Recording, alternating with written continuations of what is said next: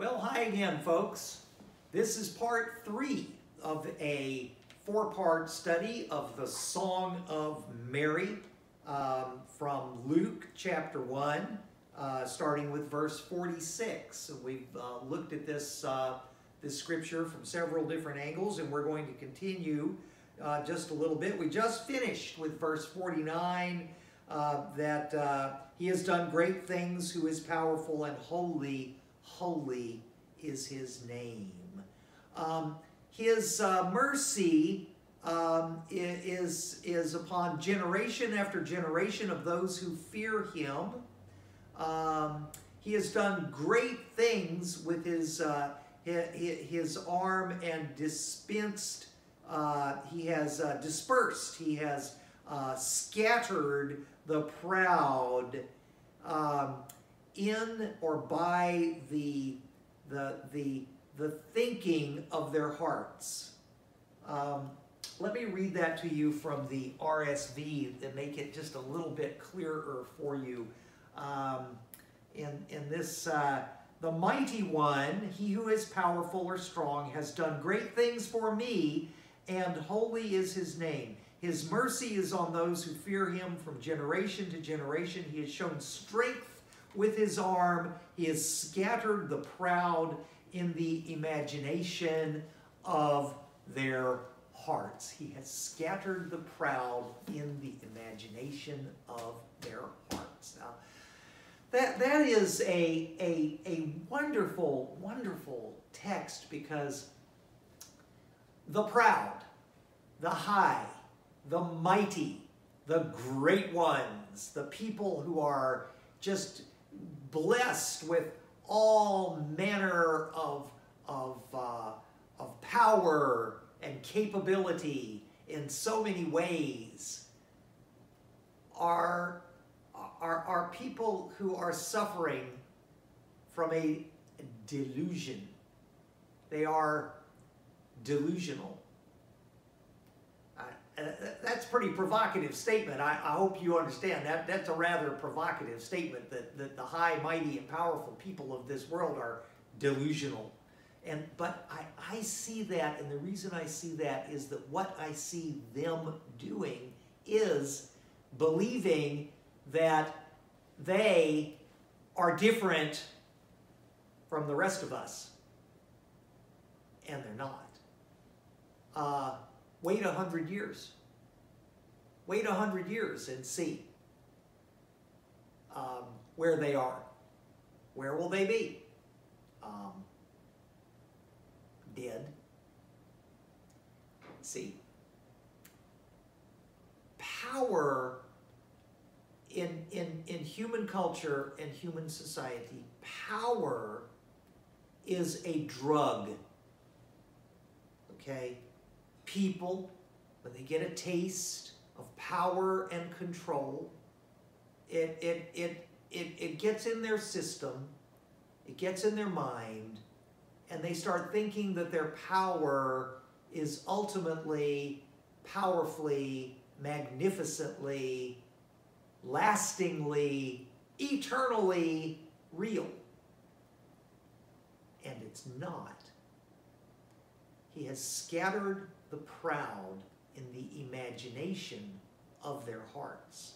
That is to say, that there they are, thinking they are someone, thinking they are so great, thinking they are so magnificent, and they will be scattered to the dust of the four winds, just like everybody else, because they are just as mortal as everyone else could possibly be. We were reading a little Latin earlier, and I am reminded of an ancient Roman tradition, in the classical Latin tradition. The emperor, when he went out on his triumphal rides, the emperor would stand in a chariot, and there would be, the chariot would be driven by, would be pulled by these magnificent horses and the banners of the empire, and the people would be literally worshiping the emperor as he rode by. But in the Roman tradition, the emperor always had a slave who rode the chariot behind him, and at regular intervals, that slave would whisper in his ear, "Memento mori, memento mori, memento mori," which translates, "Remember, you will die." And these words were spoken to the emperor as a way of keeping him connected to reality, connected to the material world that he was ruling. And it was determined by the Romans that this was a positive thing to do, and so they did it. To keep that emperor a little bit humble, you see. Oh boy, I kind of think in some of our political discourse that probably would be a positive thing to try to help people understand that the economic power, the political power that they possess is not eternal. So his mercy is on those who fear him from generation to generation. He has done great things for me. He has scattered the poor, he scattered the proud in the imagination of their hearts. He has put down the powerful from their thrones and exalted those of low degree. He has filled the hungry with good things and sent the rich empty away. Read it from the RSV. He has shown strength with his arm. He has scattered the proud in the thoughts of their hearts. He has brought down the powerful from their thrones and lifted up the lowly. He has filled the hungry with good things and sent the rich empty away. Now, that is part of a whole sequence of messianic visions of divine reversal. Very similar to the scriptures from Isaiah that are quoted around the ministry of John the Baptist. The mountains will be made low, and the low places will rise up. The desert will be made to bloom. The poor will be filled with good things. The rich will be sent empty away. Divine reversal.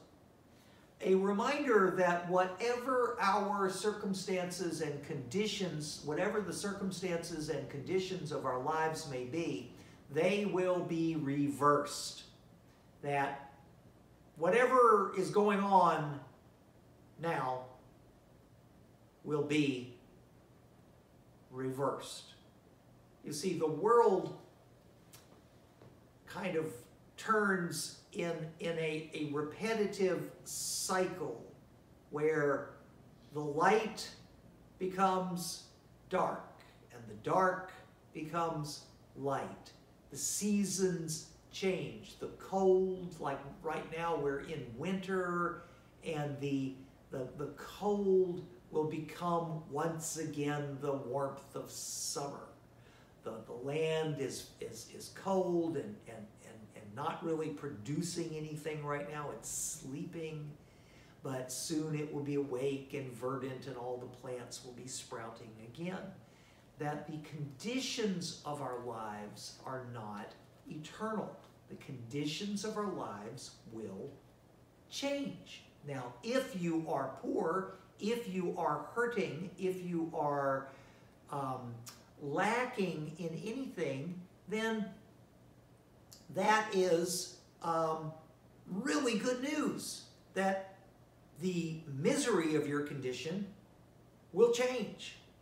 If you are prosperous and rich and healthy and strong and just doing great and just clicking along with everything perfect in your life, well, you might not look real positively on the fact that the conditions of your life are going to change.